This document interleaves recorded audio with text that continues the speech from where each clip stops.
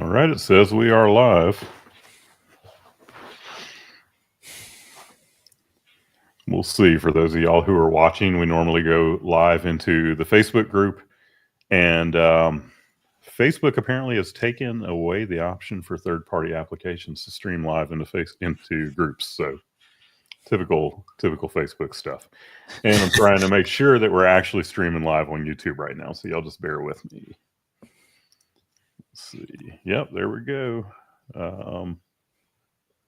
Welcome to a new day, new week, everyone. Right, Brian? Yeah, pretty.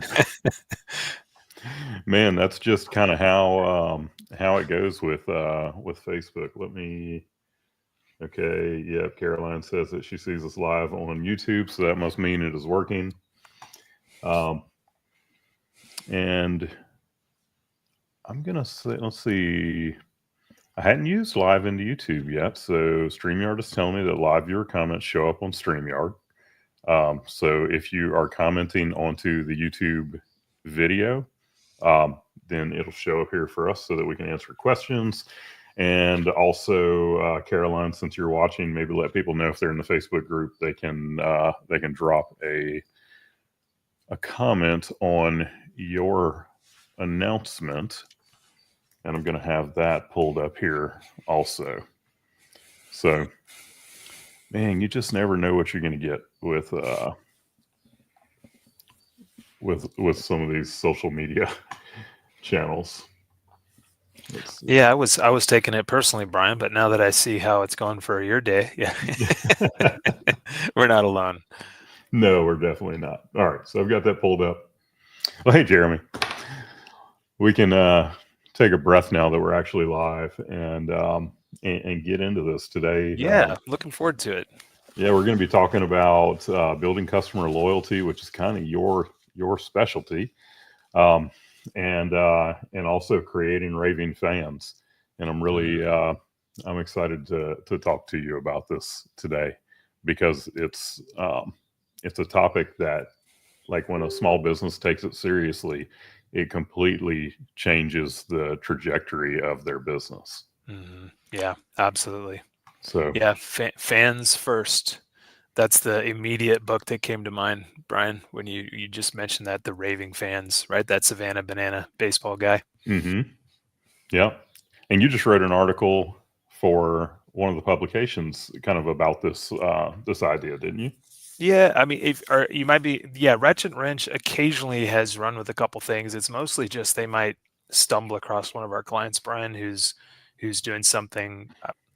Yeah, I mean, this may sound game changing in a sense. A lot of people, well, I don't know if this is true or not. I get the sense, because I hang out in this lane all the time. Most shop owners I talk to, they want a loyalty program. It's Mm-hmm. not for the lack of wanting. Yeah. Everybody wants it. They are thinking of it. I think if any of us are trying to run a great business, it's always on our mind. How can we, of course, get our customers to love us? But then if you don't have a system, if there's something you can't track, I mean, there's a lot of questions, to actually have something that I would call a process. Mm-hmm. I think great businesses, in their DNA, they build loyalty just by who they are, how they treat their customers, how they open their doors and close every day. There's built into that all kinds of loyalty. But what I've been discovering is, and occasionally it leaks out, that we have clients that are enrolling 100, 150 members a month, like and they have a system for it. Yeah. And that's been what's finding its way, I think, to the articles like Ratchet and Wrench, where someone can reproduce that every month. Not because it's just in your DNA. Of course, it has to be there. If it's not in your DNA anyway, then forget about the system, right? Mm-hmm. So you're the founder of AppFueled, and you've built this platform that has got the loyalty program and everything built into it, and we're going to talk about that absolutely today. So for our listeners, I want you to hear about this platform that Jeremy has built, but we're going to talk about it just from a standpoint of, like, the things that you can do even if you don't have some kind of a software program or something that's doing it. But I mean, Jeremy has built a tool that just makes it easy for you, and we are going to talk about how that works and everything. But before we get too far into it, I think a lot of people have this idea that if they have a satisfied customer that they have a loyal customer.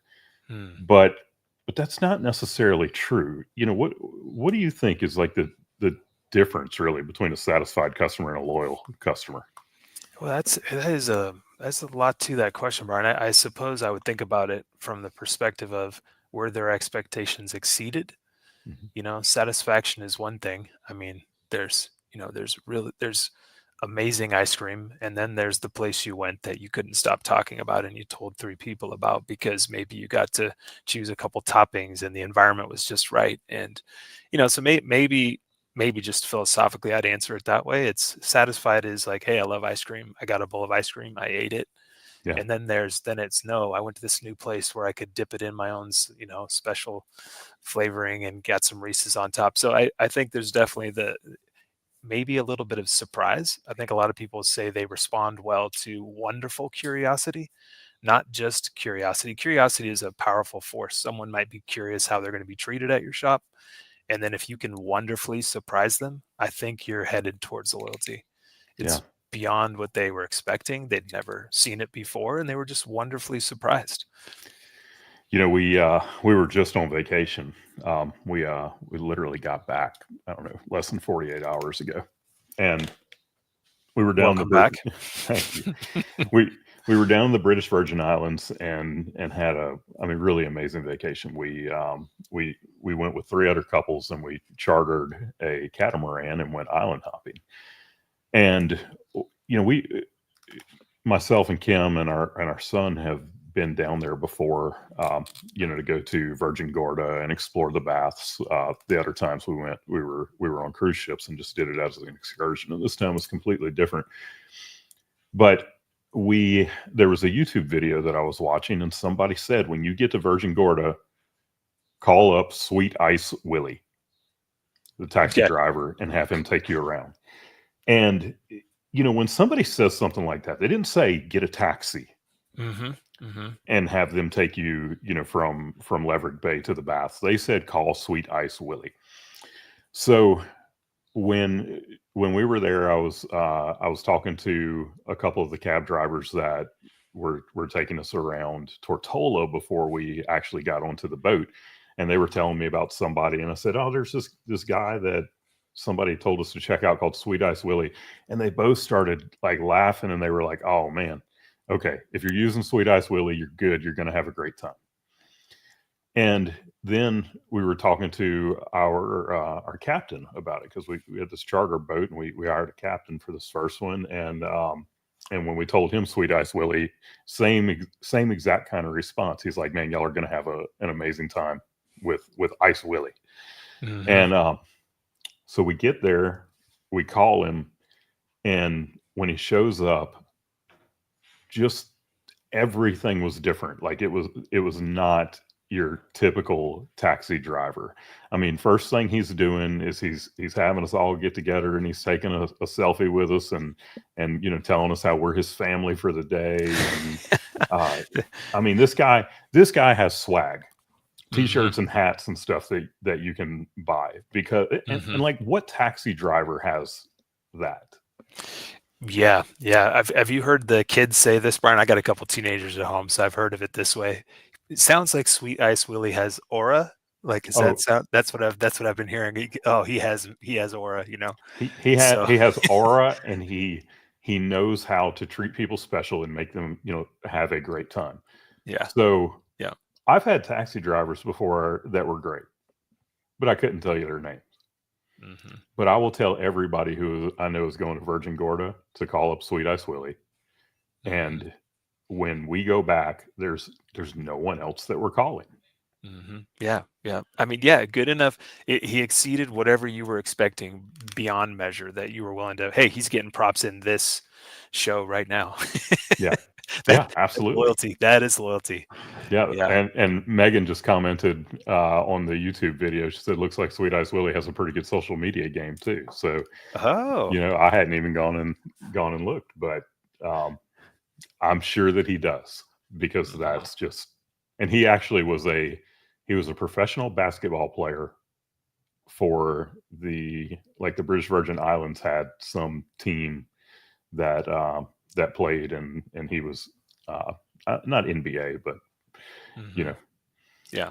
Yeah. So, Does that but make you just think, Brian, as you brought up this guy as an example, does that make you think that that a lot of this is you almost have to have a, I hate to say it this way, like a front end, like the A team had face, yeah, does every, is this part of it? Like that he's got even the name, this is why I think I've appreciated that people call me the original mobile app ninja. It's like, I yeah, have no karate skills, right? Have not stepped into a real live dojo before.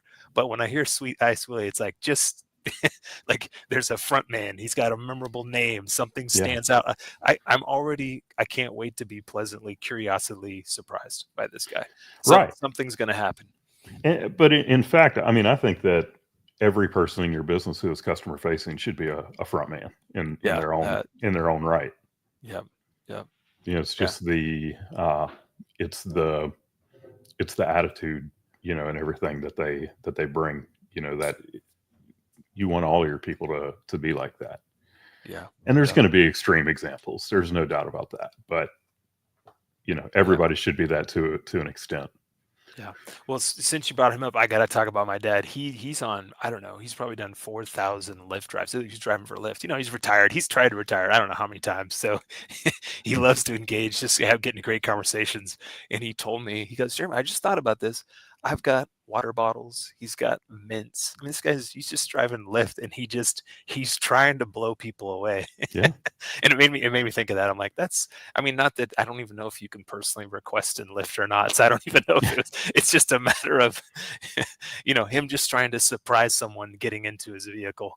Yeah. So Well, yeah. So this Sweet Ice Willie, I got to meet him. when you're in these positions like that, you can literally make someone's day better. Yeah. Yeah. And Yeah. you can do Yeah. that in an auto repair shop. When somebody can be having a really bad day, Mhm. you can make their day better. Yeah. Yeah. So No, that's a lot of truth to that. Yeah. You wouldn't think that could be a source of being encouraged, or maybe, yeah. Yeah. I find that, Brian, I think I know you guys try to run your company that way. I have a little value statement we say over here: love apps, but love people more.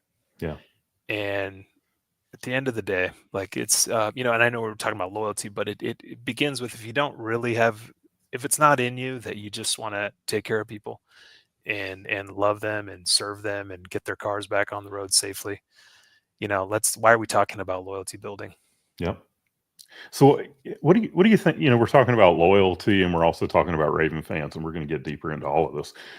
But what do you think it takes to create raving fans in an industry like automotive? That's often seen as very transactional, and Hmm. there's a lot of mistrust. Yeah. In the industry. So what do you Yeah. think it takes to create those raving fans? Well, I guess I'm gonna even go beyond just even what I think. It's what I've been seeing, and it's happening in, like, I've got a client, JJ. Love to talk about JJ. He has one of those slogans that almost sound, JJ, if you're listening and you hear this, I don't mean to be offensive, just almost a little bit cheesy. It's Mhm. take it to JJ's, you know, and his name's JJ Mon. Take it to JJ's, but I love it because he brought in the best film crew you can get to capture the energy of his team, so that, if you think about more than transactional, let's say someone's not even really coming to your shop, and you're dropping them off, they're going to have so little time in your shop. He's essentially gone out there and said, hey, I'm even going to create media that supports what you would experience if you came to my shop. So I haven't been to JJ's shop, but I've seen the videos and I've listened to some of the calls of his customers. They're blown away because when they show up, it's not just, we're getting your keys, see you later. If you have the time, and of course they're being sensitive to that, they're going to take you on a tour of their facility. Mhm.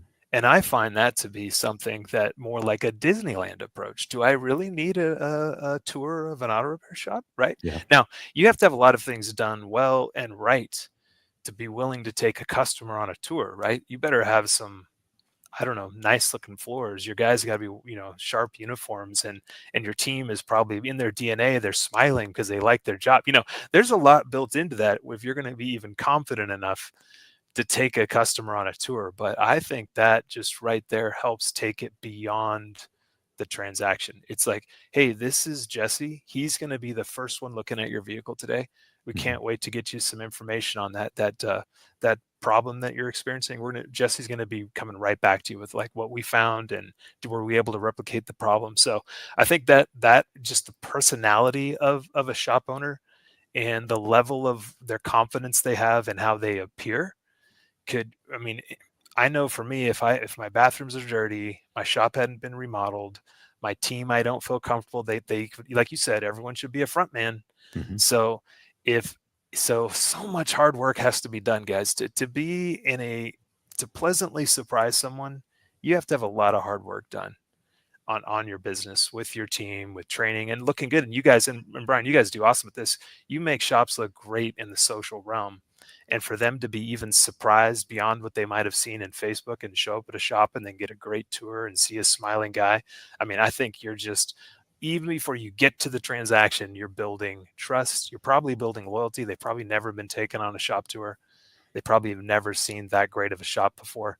So I mean, like they say, first impressions count. I think it counts Yeah. right there too, right when they just walk in. What are you going to do? How are you going to engage when you're getting that key? And, I personally, I don't think that this stuff is even optional if you want to have a Okay. successful business. And the reason that I say that is on the marketing side, we see what it costs to acquire a new customer. Wow. And very often, when that person comes in for the first time, they're just testing you. They're going to give you something little, something simple to do, oil change or an Sure. alignment or something like that. And if you're a good shop, you're looking over that vehicle and you're giving them a uh, a prioritized list of things that they're going to need to handle. And on that first visit, it's very rare that somebody is just going to be like, "Oh yeah, do it all."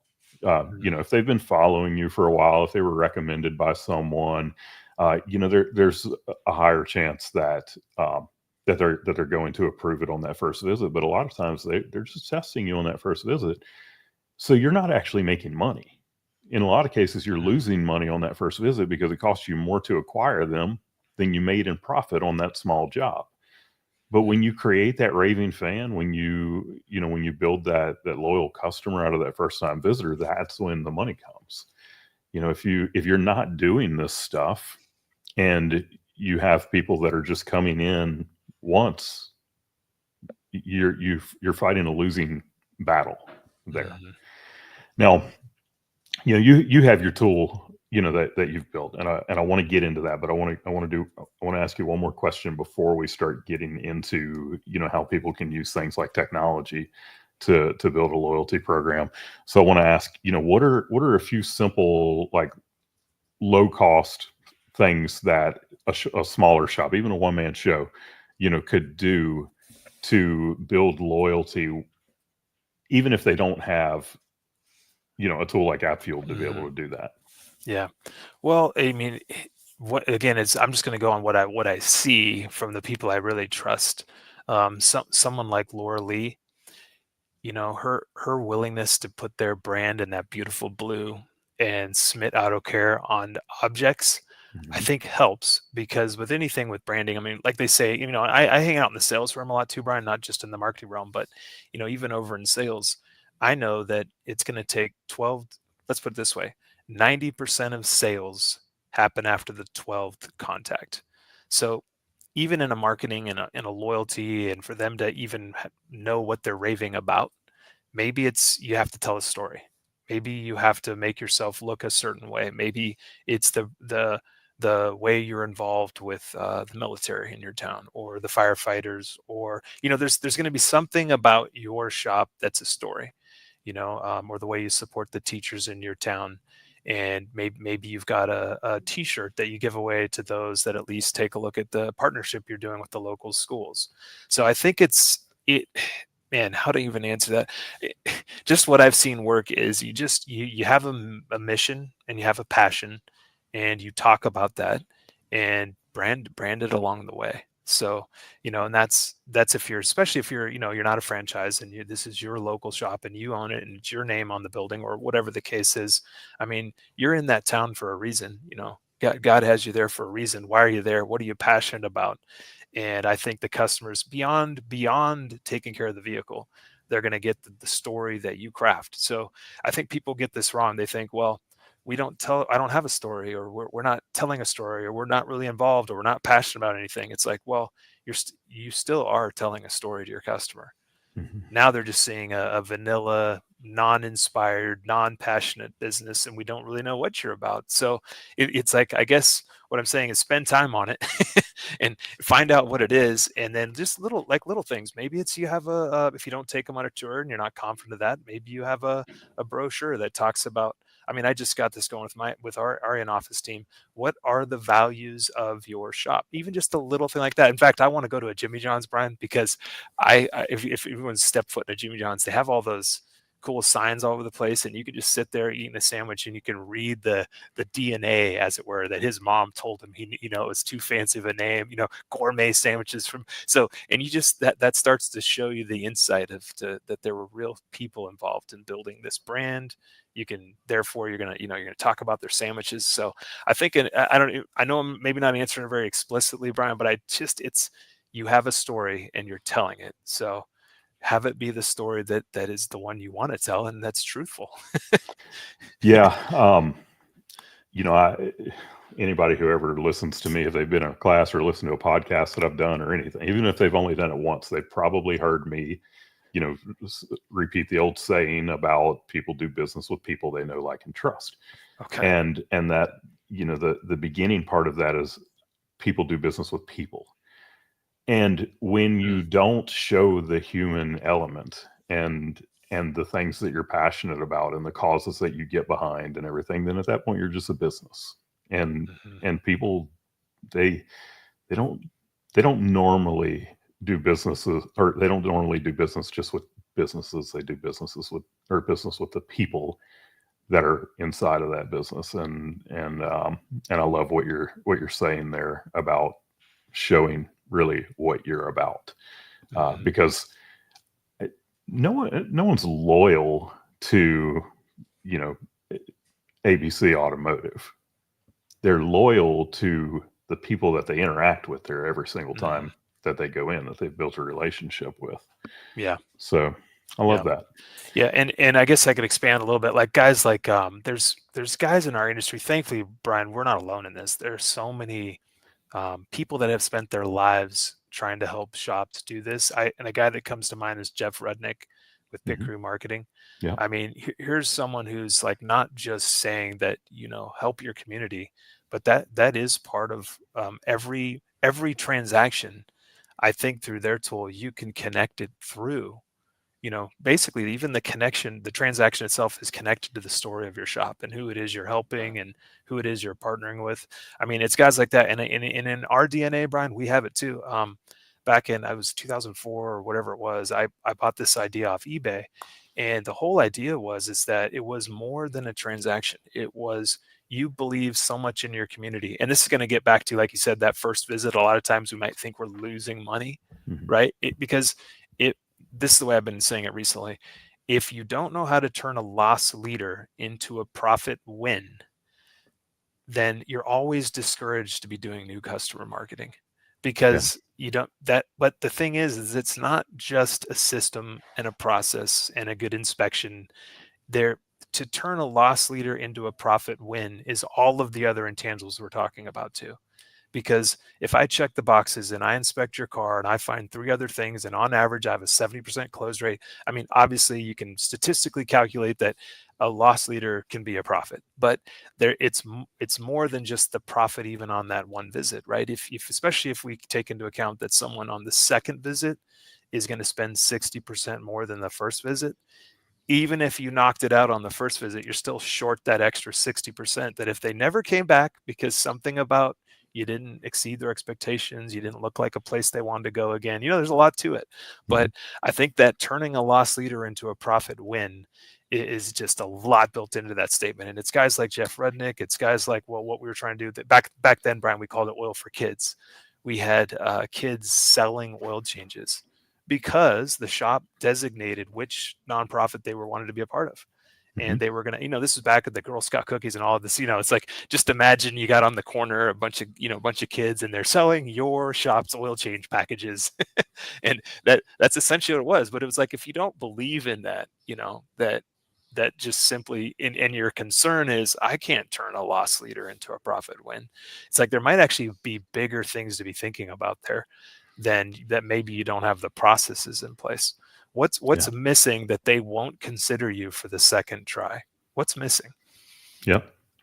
Yeah. We, one of the, one of the new services that we've been providing is LSA, Google Local Service Ads. And it's Okay. funny because we've got some people that are killing it with it, and we've got some people that are, they're not doing as well. And some of the ones that are not doing as well, they talk about the quality of the call, and that it's price shoppers. And we've actually been going in and listening to some of these calls, and it's like,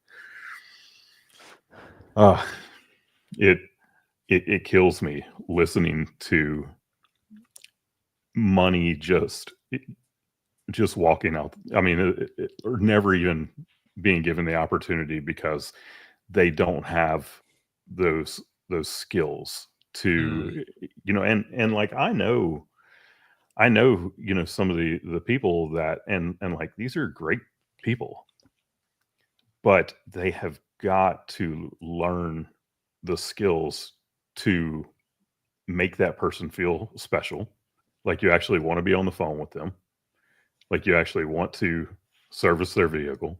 Mm-hmm. Because when people are calling and they're a price shopper, they're asking how much is this.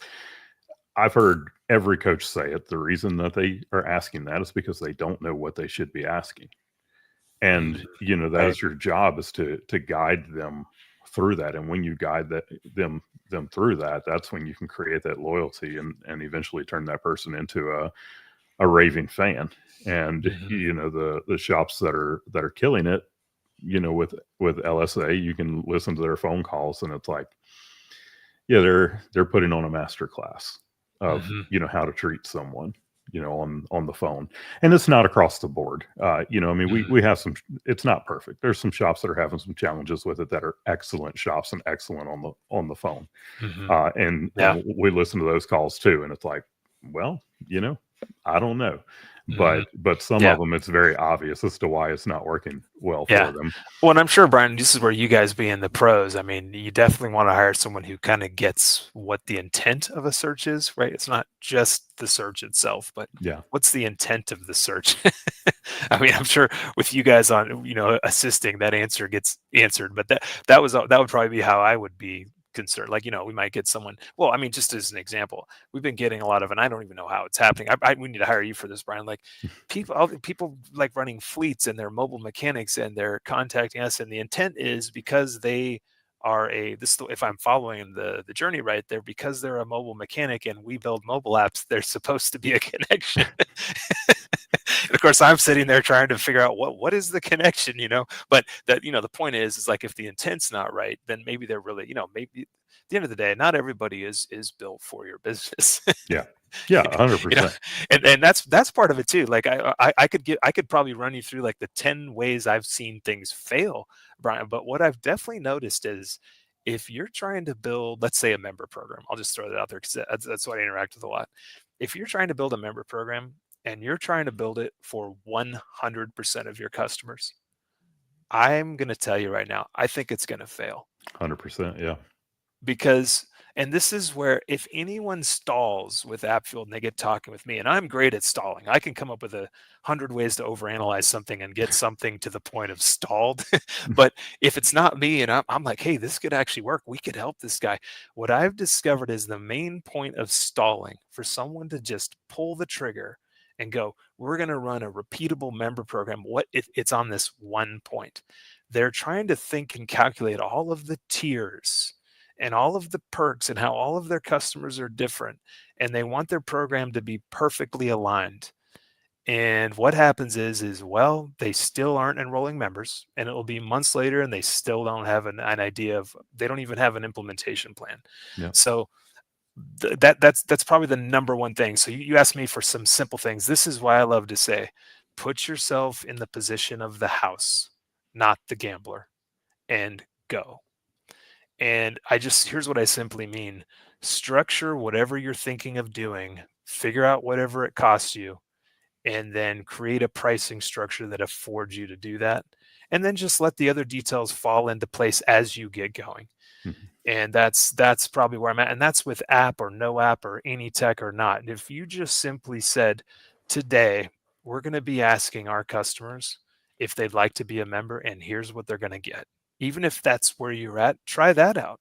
Because if you don't start having the conversation, it won't matter what software you have. You could dream up all these tiers, and again, I've been doing this for 10 years. People have tiers and structures, and then I'll call them, a few months later, how's that going? Oh, we're getting a 0.2% adoption rate. It's like, well, so months of thinking this through, coming up with plans, and then it just is not getting implemented. Yeah. So keep it simple, stupid. Let let's talk about the tech side of this. Okay. And and I want to encourage. I mean, most of the shop owners that we work with, they were technicians at some point. Okay. There's a small percentage that were not, but most were. And as a technician, you know that the right tool makes the job just go so much better. I mean, you could fix a car that has a drivability problem without a factory level scan tool. Yes, you could fix it with the little $30 thing that shows you the code, and that's it. But when you have that proper scan tool, it makes the job a whole lot easier, and you can be a whole lot more certain of the repair that you did. Well, it's the same thing when it comes to marketing. When you have the right tools, it's just going to make things more effective. And you have built the tool, to do this. What is it like? How's it going to be different building a loyalty program when you are using something like App Fueled to do it than just going through the manual actions of trying to create a loyalty program? Hmm. Well, for us, Brian, this is where I hang out because I've never owned a shop and I'm not a technician, I'm not an advisor. But the core question though is fans first. And so if in this case fans being our fans that are about to rave about our shop experience, the way I'm viewing it is where are they most likely today in any other hospitality realm is a modern day consumer the most likely to respond to whatever it is you're pitching? And I hate to use the word pitch because it sounds like I'm selling something, and that's another thing that's kind of a side tangent. If you view your membership program as you have to pitch them on something, I I don't think we're viewing it the right way. I almost view it the other way. You're pitching guests actually. Mhm. You're trying to get a tell out of them if they want to come back or not. That's the point of them. This is going to sound crazy, Brian, but the more I learn about what the consumer psychology, it's almost like if someone's not willing to get all these amazing perks and think about coming back, they're giving you the clues that something else was amiss. Yeah. And so to get to your question of how is it different, I love the fact that it's an app because you don't have to sell customers on apps. That's not what you have to do. They're already using them. The average person has 60 apps on their phone. So check that off the list. That's not what's going to stop them. So it's not that.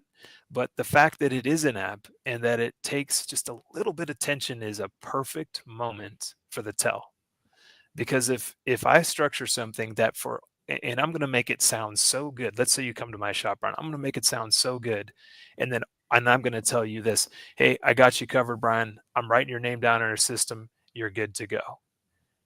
And now you think as the shop you've just enrolled someone as a member. I'm going to tell you that you didn't. Except you did. You put it on your side, but the fact that the consumer had no tension means you don't know if it's going to work because they didn't get to give you a tell. It was like you didn't put a bet down before the extra cards came out to know if they really had a hand in this or not. Because at that moment, when you're about to, let's say, close a transaction, and you're going to ask them, hey, it's and hopefully after the shop tour, you might have mentioned it in your tour. You took them on you're like, hey, as we get closer today and we're ready to check you out, we love for members to know about these three amazing things we do for our members. All it takes is 60 seconds. You pull it up, you've got the QR code, and you don't even have to ask. You're not pitching. But if at that moment they don't pull out their phone, that 88% of them have one, And 90% of them already have a mobile membership of some kind somewhere, and if they don't grab your QR code and take 6 seconds and download, what a great tell. And that's why I love AppFueled, because we're empowering shops to be able to know on the fly at the counter, does your customer believe they want to come back or not? Because there's no reason for me to download your app, enroll as a member, if I don't think I'm coming back. So when someone downloads that app, and from a consumer point of view, what all happens in that app for them? How does the loyalty program work? Well, for them specifically, this is the other. So the number one way something fails, from my experience, Brian, it's overcomplicated and it never gets off the ground. The second way it fails is there's nothing in it for the vehicle owner, and that wasn't thought about. And I know that sounds crazy, right? Oh, I'm going to build a loyalty program. Great. Would your customers be engaged? Would they be enticed by this? And if the answer is no, then obviously you could have a great plan, you could have the process in place, and now no one's going to actually take the step. So from our perspective is, if you can't answer that first question, would you do it if you were them? Would this entice you to do this if you were them? And so the initial way we structure that, every time we've done it successfully anyway, is we've helped the shop create a retail price, and members are getting, just right out of the gates, almost like a Target card, they're getting a price, what they view as a price reduction for being a member. And so there's a lot of other ways to excite people, but there's nothing wrong with that one. Yeah. Time tested. Now, again, you might sound like, oh, we're going to discount our customers. It is absolutely not that. Remember kind of what I said, Brian, is be the house, don't be the gambler. So what you do is you create the housing environment where you can create the odds in your favor, that half of your customers won't. They're going to pay a little bit more than they did yesterday because they're guests. They don't want to commit. They're giving you all the reasons why that price doesn't matter. What mattered to them is to skip the 60 seconds and not download your app. That was more important to them. And what blows me away, Brian, that's the moment where that tell is super powerful. When you guys roll this out, anybody out there, just try it and do this on a napkin. Raise your prices by 10%, and right this afternoon, quote someone at 10% higher and say, hey, all you have to do is fill out this one form and write 4 pieces of information down. People will not do that, and they will gladly pay you 10% more. And so it's a crazy phenomenon that customers are that averse to doing something. But I love the tension. It's the tension. Create the tension. Ask them to do something. It doesn't have to be a download app. It could be whatever you want, right? Like fill out this little form or something that the doctors do, right? Like, hey, answer a couple questions. But in that moment, then when they get the app, at least what we do is we now arm them to feel like they have perks. They have an instant win today on today's ticket. That's the first answer. Instant win. It's got to be here and now, instant. And then we have things in the app that I think work over time. Easier appointment bookings. Your profile is saved, and you might get something like a birthday offer coming soon. We've got the service history appearing in the app. So there's other things that start to play. But if you don't have the instant win answered, the after effects don't usually have the power to disrupt your consumer behavior. And of course, these things, I'm guessing, they will be presented by push notification in the app. That's one way. So Brian, now I have to answer this one cautiously, but it's not a cautious statement to say this. It's just truly what I believe. I don't believe in CRMs anymore if they don't have an app. See, back in 2015, when I started this and we became the official #1 automotive app builder platform, it wasn't about being an app builder. We are a CRM, and I don't believe CRMs should end with texting. So yes, we can email. Yes, we send text, and yes, there's push apps, push alerts, notifications happening.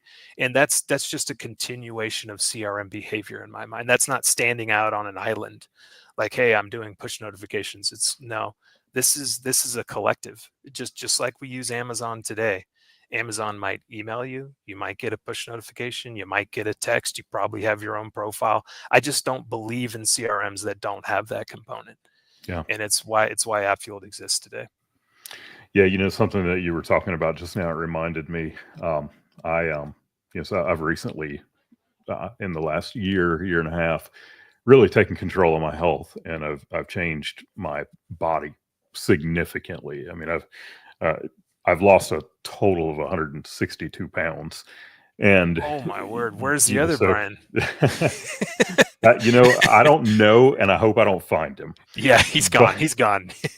but you know, I buying these t-shirts, and the t-shirts for the average American man now, they have a small chest and a big belly. So, Hmm. I'm a guy with a big chest.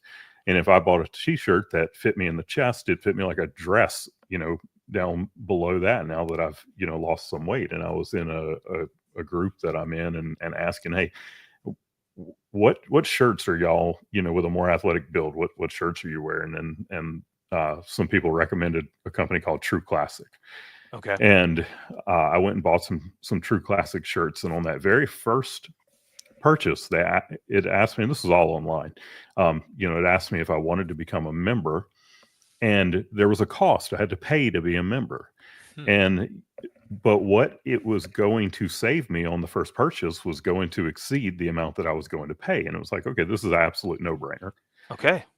Well, now, like, they've got me in this membership, and they sent me something the other day for members, and it's, hey, you've built up enough points that you have like this amount to spend. So, like, I could go Yeah. buy a shirt or something, um, without it'll cost me absolutely nothing, Wow. just out of the points that are in the loyalty program with them. But inevitably, what's going to happen is I'm going to go to the website, and I'm going to get the free one, and I'm going to buy a couple of other things, as well. And this Hmm. is exactly what you're talking about. You're talking about, creating this perception of huge value, which it's not just perception. It truly It's is. It's reality. it's a Yeah. large amount of value, where it was a absolute no brainer. And it's crazy, just like you were saying, it is crazy the people who will decide not to do that, Hmm. Yeah. At when least when half it's like statistically. Yeah. why? it Yeah. it doesn't make sense. But Hmm. like True Classic, because of joining that membership program, they will have me probably as if not a lifelong client, you know, a customer for a very long time, because Yeah. I love the clothes, I love the way they fit, um, and my wife loves the clothes, so that's a bonus too. Hmm. So I mean, hey, Hey, if you're it's getting compliments from your wife, that's a place you just keep buying more clothes from. I I know, right? Yeah. So, it's just seeing a loyalty program at work. And honestly, even though I'm a marketer, I know what's happening when I do these things. I didn't really think about it until you were talking about how this works. And it's like, okay, yes, every shop should be doing should absolutely should be doing this. Yeah. All right. So how can shops use data to Yeah. strengthen the customer relationships without becoming creepy or overly corporate feeling? That's good. And can I go back? Just I hate to do this. Can I go Yeah, back? Just absolutely. what I didn't want people to miss. You said two huge things in there that I heard in the way I translated some things. Mhm. And this is my exhortation to our whole industry, guys. If you're listening to Brian on how this happened, it wasn't because an advisor pitched you, right? No. That's huge thing to think about. It was something built into the process that, and here's the second thing you said, you chose it. It was Mhm. customer driven. And those are the next 2 points I was going to bring up, Brian, where things fail. If you create a member program that the only way your customers are even going to know about it is because it was advisor driven, you're going to set up that it's going to fail. So your advisors sometimes just don't. That's too, you don't the process, or they're too busy. So there's that one. So I love that, Brian, that you didn't talk to somebody. I'm guessing to fill out the story, you did sign up for the membership, right? Yeah. Oh, Okay. it was a So check box during yeah. So during this checkout. It's like, so and but heck see yeah, I you want it. yeah. And but you did you have a card on file? You probably created a profile. You're in there now, right? So Yes. Yeah, and now whether you're using the app or not, this is where people get crazy. It's like the app itself is not the mechanism of the win. The win is that they psychologically got you to agree that this was better to be a member than to not be a member. Mhm. That's the win. I don't care what your technology is. But then on that second point, because it's customer driven, so advisor didn't have to bring it up. You got to do it on your own. But now the customer driven part is you get to see your own things. If you think about a lot of the way our industry has done rewards, I might think I have something, maybe not. It's not clear. It's fuzzy to me. I don't know if I've got a free oil change or whatever it is. And that's the second piece that I think you have to have knocked out too. If it really is going to be like, for example, I'm not going to pick on any names. Let's say you guys have a rebate program and those rebates are getting added behind the scenes, and a customer comes in and then they might say, let's just play this hypothetical out, I might have a rebate or not. They bring it up and then you have to apply the rebate. I'm going to argue you guys just gave away money you didn't need to give away, Mhm. because they were coming back anyways. They didn't need the rebate dollar amount to be what brought them back. So in that light, I think let's make sure that our member programs are customer created and managed enough that it actually could be something rememberable enough and powerful enough that it actually drove them to come back, not just because they were coming back because they loved you. That should happen anyways. Yeah. But don't give away free money. Like, let's let this be something that they got in there, they were excited about, that like you're hoping for this next free shirt, like hey, I've got this. And that's what, like, take it to JJ's for example. He's got it where he packs in 5 things they get over the course of a year. So as an annual member, they know they have these things sitting in there.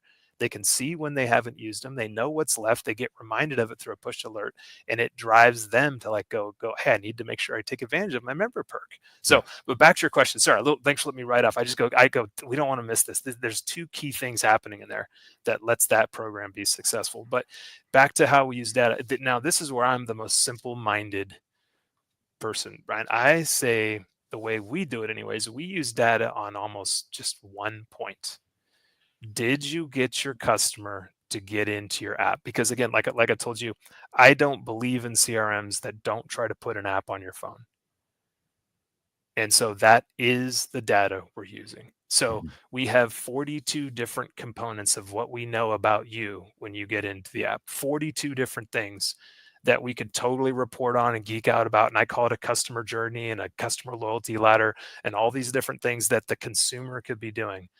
But the number one thing that, like, when I do a tech metric advisory board meeting, the only number we're tracking is if you had 400 customers in last month, how many did you psychologically get them to go, yes, it's better to be a member here than to not? And I know Mhm. that's great. All of the data, I could almost just throw it out the window, because we know that if we can't get them to leave your shop with the app on their phone, we failed. So that I don't fall into a case of over analysis and then I don't know what to do, I've narrowed it down to one thing, because I trust the journey, I trust the loyalty ladder, and I know that if a customer does that, we know on the back end they're going to do 6.9 things in the app.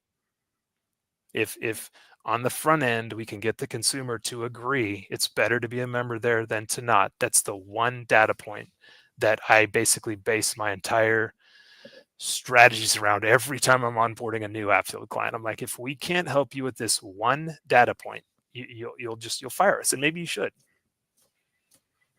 So, well, all right. I want to go back to something that you said before, Yeah. Okay. but then I want to also ask you just real quickly, what, uh, like the great shops that you work with, what is the percentage that they are successfully getting them to put the app on their phone? Well, the world record was set last month in my tech metric advisory board. I think we're posting it, or it might already be out there. Got Chris and Randy, I want to say 55% is the record engagement in 1 month. So I don't know their total tickets, but bottom line is, if you, let's just play it out. You had 100 customers in last month. 55% of them were either, and there's two either. There's an either or in there. They were either already an existing member, or you enrolled them new, and that's the highest percentage that we're shooting for. And that's why I kind of started earlier in this call, Brian. If people are like they're trying to appeal to the 100% before they take action, Yeah. you'll never take action. And in fact, you would already have fired Appfield because we're never going to hit 100%. Right. I think we have the best strategies, the best tool, and we have some great operators, and we just set a world record of 55%. And I say be happy with it. That's awesome. So, for the people that are out there watching this, like, think about that. Okay, if you had half of your clients that have your shop's app on their phone, and inside of that phone or inside of that app, there are perks to Yep. keep them coming back. All of their vehicle history is in that app. They're you're able to send push notifications to them so that when they open up their phone, there's something staring them in the face from your shop. Like, do you not see value in that? There's a lot of value in that. And I'll need to ask a question about that. So somebody, I mean, because Appfield is a CRM. Appfield is I have seen inside of Appfield. It is one of the best looking interfaces that I've seen. And the feature set in there, including the call center, which that one, like I'm big on that call center. The call center is huge, but the features that are in this CRM are incredible.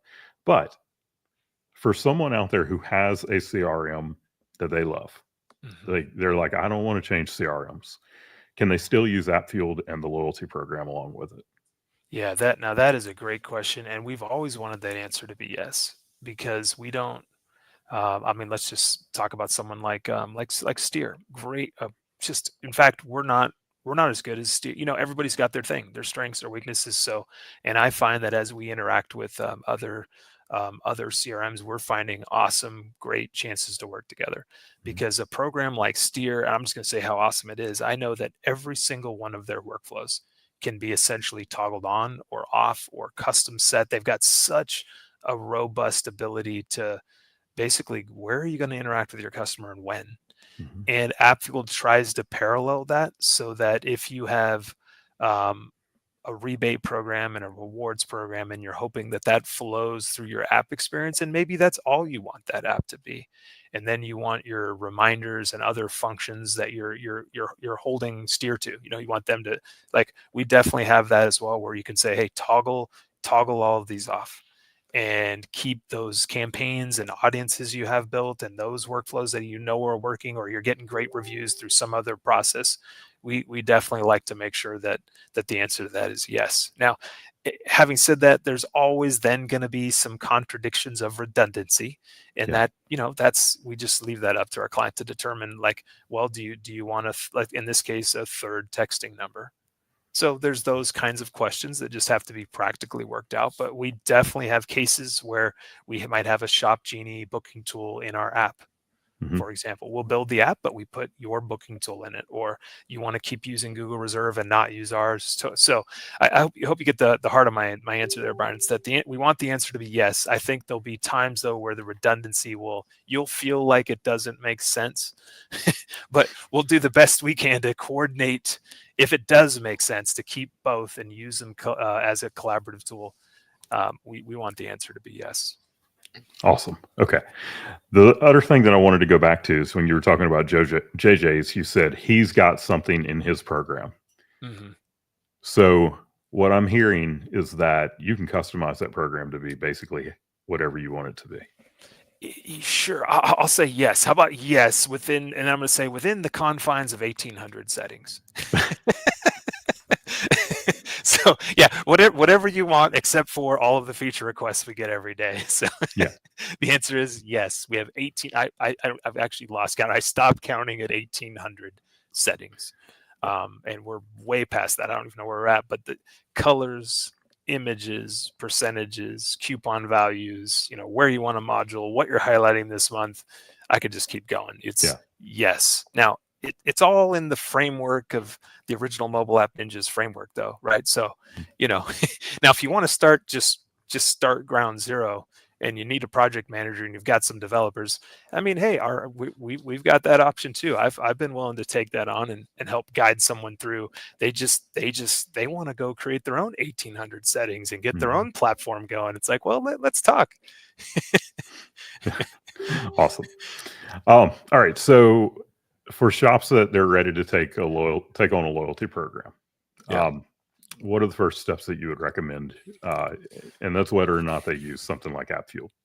Yeah. Well, I would say play the majority game. Like whether it's a quick survey, whether it's talking to your team you trust up front that interacts with your customers every day, and challenge yourselves with two questions. With whatever we think is valuable, do our customers view that as value? That's the first question. And then two, whatever you craft, would you do it yourself? So I mean, I love to ask shop owners, like, realistically, really, did you go to Krispy Kreme when they offered you a free donut? Did you download the app? And it's surprising how many of us we don't play into it. We don't join things. We don't opt in. We don't become a member. We're making that no all the time. Like, we're all saying no more than yes. So that's the very first thing, is figure out what you think it would take to get a yes. And then, because if you can't get the yes, don't start the program. Yeah. And that, to be honest, for some people that haven't thought about their business in that sense of to how could they get their customer to say yes to something, that in and of itself is a big question for some, right? Like, I don't know, what am I getting them to say yes to? And it's like, well, just pretend what it is for now. Maybe is it they just sign a little document and you hand them a brochure and a member card?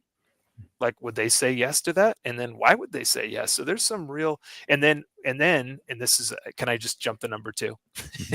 Number two is, if you can do that and you think you can get them to say yes, then recalculate and go through your costs and go, for me to do all of those amazing fans first things, that might have cost me something. And whatever it cost you, are you going to be able to structure your price that you feel like this is an affordable program? Because if at the end of the day, all you think you're doing is discounting people to come back, that's not going to feel good. Yeah. I think that sets people up for not being excited about it, and especially your front of the house people. If all they think this is just a way to discount whatever great stuff you guys are doing today, I think you're not the DNA of the program is wrong. I like to view it, set up the DNA so that those not choosing, they're the ones saying no, they should be paying more. Mhm. Like, if you don't get the DNA right, you're going to feel always behind the eight ball. You're So just going to, you're not discounting for half of your clients. You're taking the other half and saying, "Yeah, we're gonna make more on them." yeah, yes, So because they it work. is just Yeah, it is the polar opposite of a discount. yes. Now, the way it's perceived to the consumer, and for them to say yes, it has to come across that way. Yeah. But the reality is, you have to believe in what you structured. You are making just as much as you were yesterday on those Mhm. members. And if you think you're going to be making less, why are you trying to make less money tomorrow? Yeah. That should not be the intention of a member program. You're trying to make the money where it matters. And for people not willing to come back and they could care less about downloading or remembering, they're going to, without even thinking about it, they're going to pay you more. And they'll intentionally tell you no. Yeah. Oh, I could have chosen to not purchase the True Classic Yep. membership, Yeah. and I literally would have paid more Yeah. Yeah. And by how wouldn't you love to know their stat? What's their stat? oh, man. I wonder if they're hovering in the 55%. And that's the thing. I don't think like Starbucks doesn't claim to have all of their people. And go try out a Starbucks. Only like 1 out of 2 people pulls out the app. Yeah. So, and they've been working at this for 12 years. They've Yeah. been promoting, talking about it, got all the best features. It's a way better app than we can build you. But I mean, we're close, but we're not operating on a Starbucks budget to build your app. So at the end of the day, it's still 1 out of 2, maybe, that pull up the Starbucks app. Well, Jeremy, I appreciate the heck out of you being on with me today. We're bumping on an hour right now. Okay. It is 12:59 Central, and I want to respect everybody's time. So last thing, we've been talking about customer loyalty and created raving fans, and we've introduced some people to AppFueled. If somebody is interested in talking to you about AppFueled, what is the best way for them to do that? The best way I love to just start meeting with people. It's people and people talking. And if we have a shared love of apps, you just go to appfuel.com/Jeremy. All right. Yep. And you can book a time with me and let's talk. I'd love to hear the visions that people have for getting in the App Store. Awesome. Well, hey, thank you again. I'm gonna go ahead and Thank you, close Brian. out the live stream. Let's see.